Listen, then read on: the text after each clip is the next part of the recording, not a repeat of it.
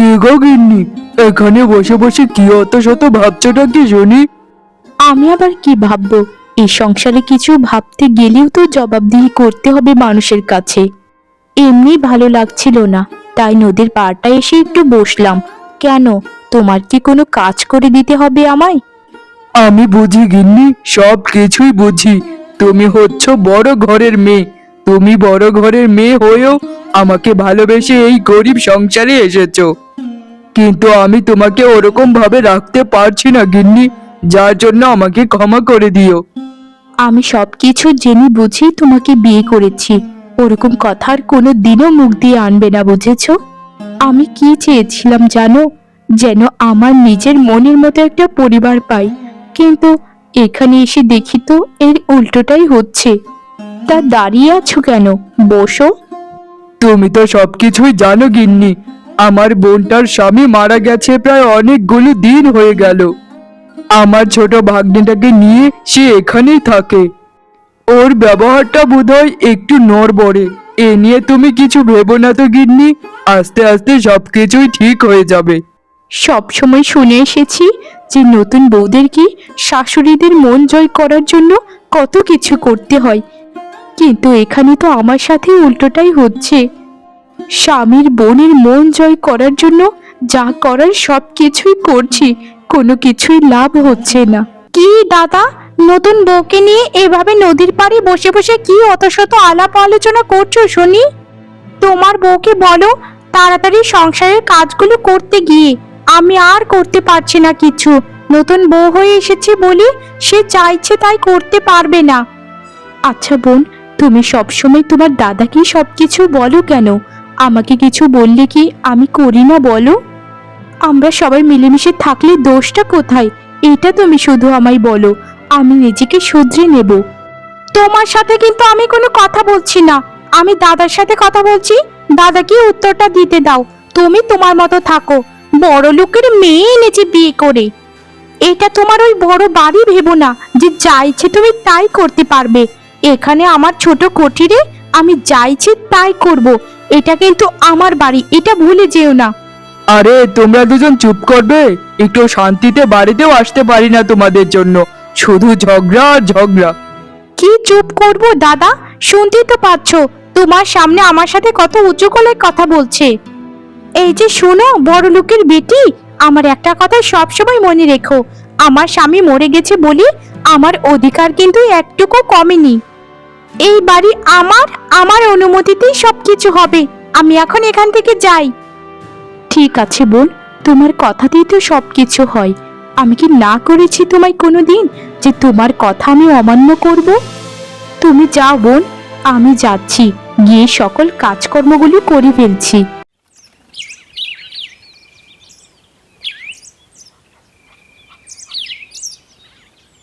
তোকে আর কতবার আমি বলবো যে ওই মহিলার কাছে একদম তুই যাবি না? ও তোর মামার বউ হতে পারে, কিন্তু আমাদের একমাত্র শত্রু। বড় লোকের মেয়ে বলে কি ভাব তার? ঠিক মতো কাজ করে না, কিচ্ছু না। তুই সারাটা দিন ওর কাছে গিয়ে বসে থাকিস। যদি আর কোনোদিন তোকে ওখানে দেখেছি তো তোর হাত পা ভেঙে আমি বিছানায় ফেলে রাখবো। মা, তুমি এসব কথা কি বলছো? মামি তো আমাকে খুবই ভালোবাসে। মামি আমাকে কত কিছু খাওয়ায়, চকলেট দেয়, ভাত খাইয়ে দেয়। তবু তুমি কেন মামিকে বাজে মহিলা বলছো মা? আমি তো কিছুই বুঝতে পারছি না। আমি মামির কাছে যাবই মা, যাবই। তোকে না মাত্র আমি দুইটা থাপ্পড় দিলাম, আরো কি দুইটা খাবি তুই পিন্টু? শোন পিন্টু, তোকে শেষবারের মতো বলে দিলাম, ওর আশেপাশেও যেন তোকে না দেখি আমি কোনোদিন। এই সংসারটাকে যেভাবে কেড়ে নিতে চাচ্ছে আমাদের থেকে, সেভাবে আমার থেকে তোকে কেড়ে নিতে চাইছে। ওই একটা কাল সাপ, বুঝেছিস? পিন্টুর সাথে কি শুরু করেছিস রে তুই? এভাবে ছোট বাচ্চাটাকে বকাঝকা করার কি কোনো দরকার ছিল বলতো? আমাদের রাজুর বউ কি এই সংসারের থেকে আলাদা কোনো মহিলা? এটা তুই বল। ওর কাছে পিন্টু গেলে যাক না। দেখছো না দিদা, আমার সাথে মা কি শুরু করেছে? আমি মামির সাথে শুধু খেলতে চাই। মামি আমাকে খুবই ভালোবাসে। এটা তো মাকে কোনোভাবেই আমি বোঝাতে পারছি না। আমি শুধু মামির সাথে মিশতে চাই। পিন্টু, তুই কান্না করিস না রে, তুই কাঁদলে আমার বুকটা ফেটে যায়। আর শোন, তোকে একটা কথা বলি, বৌমা কিন্তু সব কিছু ফেলে এ বাড়িতে এসেছে, তাই সম্মান দিতে শিখ। ও আচ্ছা, তার মানে তুমি ছেলের বউয়ের পক্ষ হয়ে নিজের মেয়ের সাথে যুদ্ধ ঘোষণা করছো? ঠিক আছে, আজ থেকে তোমার সাথেও আমার বেশি কোনো সম্পর্ক নেই। আমি আমার মতোই থাকবো এই বাড়িতে। বাবার আদরের একমাত্র মেয়ে ছিলাম আমি। বাবা যখন মরে গেল, এরপর থেকেই আমার অবহেলা শুরু হয়েছে। আমিও আর শির দেখে ছাড়বো। কাকিমা, ও কাকিমা, আপনার বউকে দেখতে এলাম। আপনার বউ কোথায়? শুনেছি নাকি সে ধনী বাড়ির মেয়ে। কোথায় গো তোমরা? বাড়িতে কি কেউ নেই নাকি? আরে দিদি, আপনাকে তো আমি চিনতে পারলাম না। কে আপনি? আপনি নিশ্চয়ই আমারই পাড়া গায়েরই মানুষ, তাই না? চেহারা ছবি দেখে তো মনে হচ্ছে আপনাকে কোথাও আমি দেখেছি। আচ্ছা দিদি, বসুন না এসে। আর কি দরকারের জন্য এসেছেন একটু দয়া করে বললে ভালো হতো। আরে বাবারে বাবা, তোমার ব্যবহার দেখে তো মনে হচ্ছে না যে তুমি কোনো ধনী বাড়ির মেয়ে। ধনী বাড়ির মেয়েরা তো শুনে অনেক অহংকারী হয়, কিন্তু তোমার মনটা তো অনেক সাদা মাটা, একদম গ্রামের বধূদের মতো। তা আমার দাদার বউকে টাকা পয়সা দিয়ে মানুষজনকে কিনে এনে তার গুণগান গাওয়াচ্ছে আমার সামনে? কাজ হবে না, বুঝেছো? কাজ হবে না। আর পরেশের মা তোমায় কত টাকা দিল এই ধনী বাড়ির মেয়ে, যার জন্য একেবারে প্রশংসায় পঞ্চমুখ হয়ে যাচ্ছ? শোনো পরেশের মা, এ শুধু ধনী বাড়ির মেয়েই, আর কাজে করবে একদম ছোট লোকের মতো। আরে বোন, এটা তুমি কেমন কথা বলছো? পাড়াগাঁয়ের মানুষের সামনে এরকম কথা বলতে তোমার লজ্জা করছে না?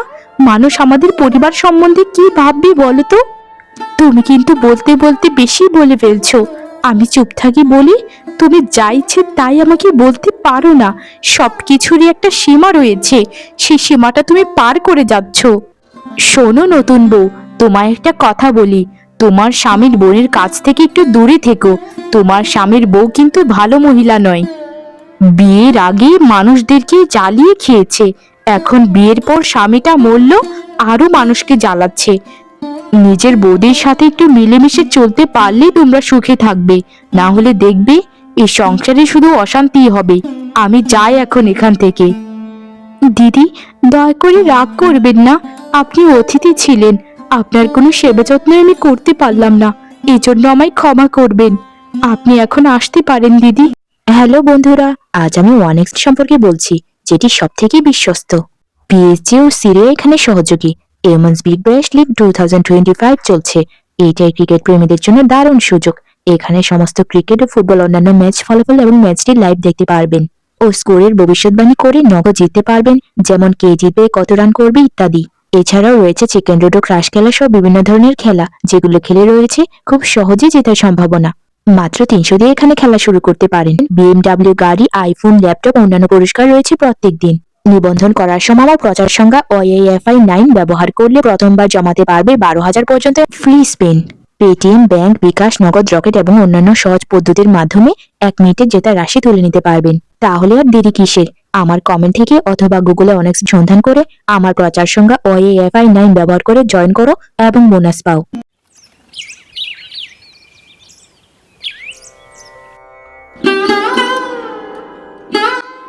মা, দিদি তো গেল সেই অনেকগুলো দিনই হয়ে গেল। দিদির কথা না আমার খুবই মনে পড়ছে। আমার কেন জানি না খুবই কষ্ট লাগে তার জন্য। গেল যে চলে গেল আমাদেরকে না বলে কই একটা গরিব লোকের সাথে বিয়ে করে। মারে, তোর দিদিকে আমি তখনই ক্ষমা করে দিয়েছি যখন তার সাথে তোর দিদি চলে গেল, কিন্তু তোর বাবাই তো এখনো ক্ষমা করতে পারিনি তোর দিদিকে। আমি তো মা, আমি কিভাবে না ক্ষমা করে থাকতে পারি বল? আর ছেলেটাও নাকি ভালো, আমি যতটুকু শুনেছি। মেয়েটা কি মনে করে যে ওই ভাঙাচোরা বাড়ির বউ হতে গেল কি জানি। যাই হোক মা, দিদি তো বিয়েটা করেই নিল। অবশেষে এটাই আমরা শুধু চাই, যেন দিদি সুখে থাকে। আর এখন পর্যন্ত আমরাও দিদির বাড়িতে যেতে পারিনি, আর দিদিও আমাদের বাড়িতে আসতে পারিনি। বাবা তো দেয় না মা। চিন্তা করিস না মা, একদিন দেখবি তোর বাবাও রাজি হয়ে যাবেন। তোর বাবা একদিন তোর দিদিকে বুকে টেনে নেবেনি। যতই হোক মা, তিনি তোর বাবা। রাগ অভিমান সব একদিন ভুলে যাবে। জানিসই তো তোর বাবার মনটা কত নরম। কে বলেছে আমি নরম? আমি পাথরের থেকেও কঠিন। সে আমার মান সম্মানের কথা চিন্তা না করে একটা ছোট লোকের বাড়ির বউ হয়ে গেল, যার বাড়ি ভাঙা ছোড়া সাথে নদীর পাড়ে। ভাবলে আমার গাটা গলিয়ে ওঠে। যেখানে সে নরম বিছানা ছাড়া ঘুমাতো না, ভালো খাবার ছাড়া খেত না, সেখানে সে কাদা মাটির বাড়িতে থাকছে। যা হয়ে গেছে সব কিছু ভুলে যাও না। যতই হোক সে তো আমাদের মেয়ে, তার যেখানে সুখ লাগে সেখানে তো সে যাবে, তাই না? ওকে দয়া করে ক্ষমা করে দাও। কতদিন ধরে আমার মেয়েটাকে দেখি না গো। শোনো, ওর জন্য যদি এতই তোমাদের খারাপ লাগে তাহলে এই বাড়ি ছেড়ে তোমরাও চলে যাও। আমি শুধু এই বাড়িতে একাই থাকবো। ওর নামটা যেন তোমাদের মুখে আর কোনোদিন না শুনি আমি। এখন যাও, আমার জন্য খাবার বেড়ে আনো।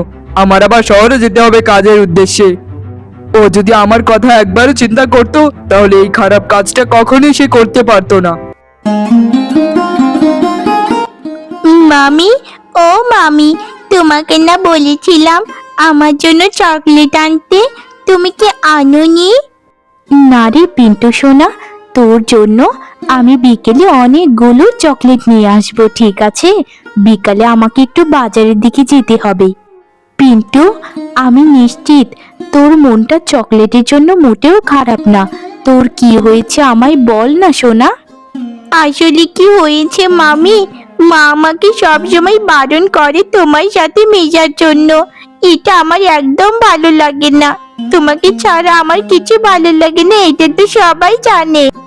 মা যে কেন শুধু শুধু এরকমটা করে আমি তো কিছুই বুঝতে পারি না। মা অনেক পচা, অনেক পচা। পিন্টু, তোকে না কতবার করে বলেছি যে নিজের মাকে পচা বলবি না। তোর মা আমার থেকেও তোকে বেশি ভালোবাসে, বুঝেছিস পিন্টু সোনা? তোর মা তোকে জন্ম দিয়েছে, তোকে কত ভালোবাসে। আর আমি তো সেদিন মাত্র এলাম এই বাড়িতে। এই তো কালনাগিনীর আসল চরিত্র আমি হাতে নাতে ধরলাম। এই কালনাগিনী, তুই আমার ছেলেটাকে কি শেখাচ্ছিস রে? আমার ছেলেটাকে ভুলভাল শিখিয়ে আমার বিরুদ্ধে উস্কানি দিচ্ছিস, তাই তো?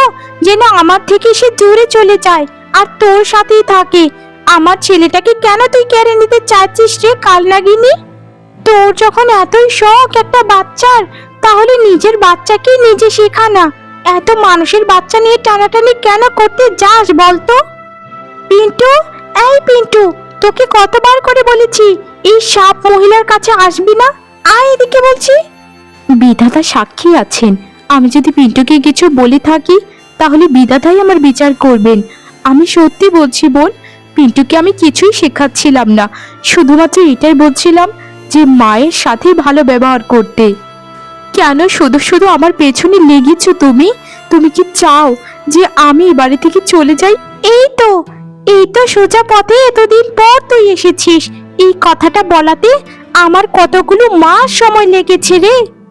হ্যাঁ, যদি মনে করিস যে তুই বাড়ি থেকে চলে গেলে সবকিছু ঠিকঠাক হবে আর আমি শান্তি পাবো, তাহলে মনে কর ওটাই। এটা শুধুমাত্র আমার বাড়ি, আমার বাড়িতে কারো ভাগ আমি দেব না, বুঝেছিস তুই? মা কি সত্যি মামিকে তাড়িয়ে দেবে? আমি তাহলে কার সাথে খেলবো আর কাকে বা মামি মামি বলে ডাকবো? মা সত্যি সত্যি আমার কখনো ভালো চাই না। মা একটা পচা, একদম পচা। মা, পিন্টু, বোন, আমি বাড়ি থেকে চলে যাচ্ছি। কারো মনে যদি অজান্তে কোনো কষ্ট দিয়ে থাকি তাহলে আমায় ক্ষমা করে দেবেন। আসলে আমি এই বাড়ির যোগ্য বৌমা হতেই পারিনি। যদি হতাম তাহলে এত অশান্তিতে থাকতে হতো না। বৌমা, আমার ছেলেটা শহরে গেছে কাজের জন্য। সে আসলে তারপর তুমি যদি সিদ্ধান্ত নিতে তাহলে ভালো হতো। এভাবে না বলে কই চলে যাচ্ছ, এটা কিন্তু একদম ঠিক না। তুমি থেকে যাও না বৌমা। আর তুমি থাকাতে তো আমার কোনো সমস্যা হচ্ছে না, যাদের হচ্ছে তাদের হচ্ছে। আপনার ছেলে শহর থেকে ফিরলে বলে দেবেন যে সে তার বাপের বাড়ি চলে গেছে, আর কোনো দিনও ফিরে আসবে না। আমি চাই না মা আমার জন্য কারো মনে বিন্দুমাত্র কষ্ট লাগুক, কারণ মানুষের মনে কষ্ট দিলে বিধাতা তাকে ক্ষমা করবেন না কোনোদিন। হয়েছে রে হয়েছে, তোর নীতিকথা যদি শেষ হয়ে থাকে তাহলে এই বাড়ি থেকে চলে যা। তুই চলে গেলে আমি মনের সুখে 2 গামলা ভাত খাবো, বুঝেছিস রে? আর শোন, আমার দাদাও আমার উপরে কোনো কথা বলতে পারবে না। শুধু দাদা না, আমার মাও কোনো কথা বলতে পারবে না আমার উপরে। আমিও চাই বোন, যেন তুমি সবসময় এভাবেই সুখে থাকো। তাই তো তোমার সুখের কথা চিন্তা করে আমি আমার নিজের সংসারকে টেক দিয়ে চলে যাচ্ছি। আচ্ছা মা, তাহলে আপনারা থাকুন, আমি চাই। অনেকটা দূর যেতে হবে আমাকে।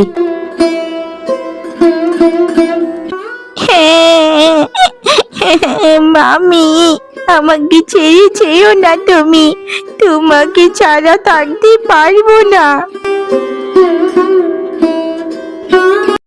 কেন ওই বাড়িতে তুই থাকতে পারলি না কেন? খুব তো পাগল হয়ে চলে গিয়েছিলে ওই বাড়িতে, এখন এখানে ফিরে এলি কেন? বেরিয়ে যা বলছি, বেরিয়ে যা। এই বাড়িতেও তোর জায়গা হবে না কোনো। বাবা, আমার স্বামী তো যথেষ্ট ভালোই ছিলেন, কিন্তু তার ঘরে এক বিধবা বোন আছে। তার জ্বালাতেই আমি চলে এসেছি সংসার ত্যাগ দিয়ে। আমায় তুমি ক্ষমা করে দাও বাবা। আমি অনেক বড় ভুল করে ফেলেছিলাম তোমাকে না বলে বিয়ে করে। আমি আর ওখানে যাব না বাবা, কোনো দিন যাব না। ওগো, তুমি আমার মেয়েটাকে ক্ষমা করে দাও না। সে তো আমাদেরই মেয়ে। আমাদের মেয়েটা কত কষ্টে আছে তুমি দেখতে পাচ্ছ না? ক্ষমা করে দাও না গো, ক্ষমা করে দাও। আমি অনেক খোঁজ খবর নিয়েছিলাম, ছেলেটা গরিব হলেও তার ব্যবহারটা নাকি ভালো, কিন্তু তার বিধবা বোনটা অনেক নচ্ছার একটা মহিলা। আচ্ছা যাই হোক, যা হবার তা হয়ে গেছে। এই বাড়িতে তুই যতদিন ইচ্ছে ততদিনই থাকিস, আর পারলে সারা জীবন থেকে যা, আমার কোনো আপত্তি নেই। সত্যি বলছো বাবা? সত্যি বলছো তুমি? তোমায় অনেক অনেক ধন্যবাদ বাবা। তুমি এত তাড়াতাড়ি এত সহজে আমায় ক্ষমা করে দেবে সেটা কল্পনা করতে পারিনি। সত্যি তুমি এই পৃথিবীর সব থেকে ভালো বাবা। মামি, ও মামি, তুমি ফিরে এসো মামি। তোমায় ছাড়া যে আমি বাঁচবো না। তোমার সাথে আমি খেলতে চাই। তুমি কত ভালো মামি। দেখ দেখ তুই নিজের চোখে পিন্টুটার কি অবস্থা হয়েছে। তুই কেমন মা, হে কেমন মা, যে নিজের সন্তানের ভালো দেখতে পারিস না? সে তার মামিকে অনেক ভালোবাসতো বলে তো সহ্য হতো না।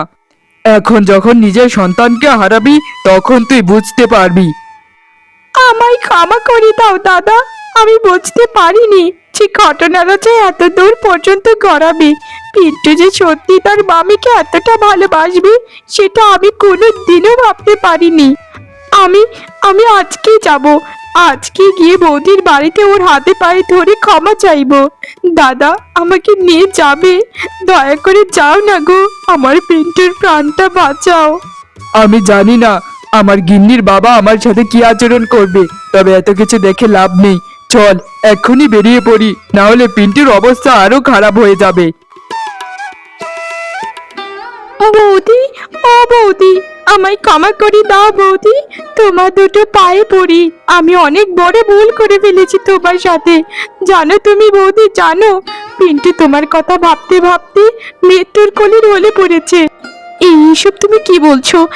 পিন্টু, পিন্টুর আবার কি হয়েছে? তাড়াতাড়ি চলো, তাড়াতাড়ি বাড়িতে চলো। পিন্টু সোনার কিছুই হতে দেব না আমি। আমার পিন্টু সোনাকে আমি বাঁচাবই। চলো সবাই চলো।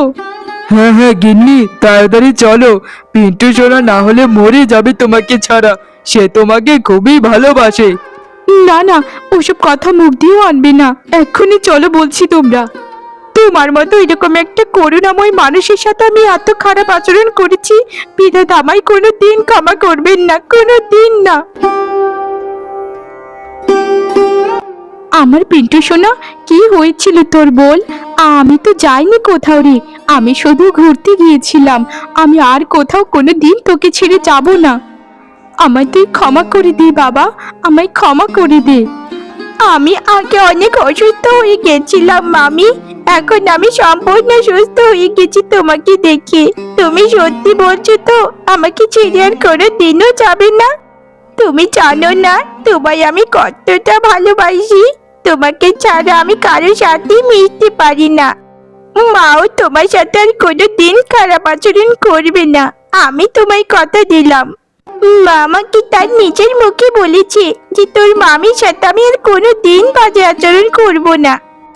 না না রে পিন্টু, আমার সাথে আর কেউ কোনো দিন বাজে আচরণ করবে না।